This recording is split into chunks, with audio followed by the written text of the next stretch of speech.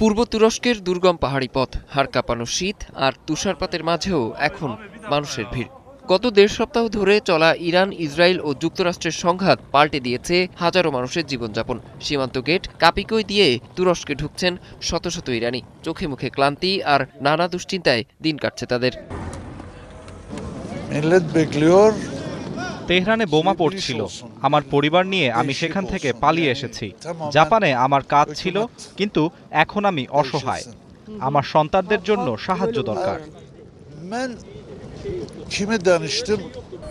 Internet blackout আর বিমান চলাচল বন্ধ থাকায় ট্রেন বা বাসে দিনের পর দিন পথ চলে ক্লান্ত এই মানুষগুলো। তবে যাতায়াত কেবল একদিকেই নয়, কেউ পালাচ্ছেন প্রাণের ভয়ে, আবার কেউ ইরানেই ছুটছেন প্রিয়জনের কথা ভেবে।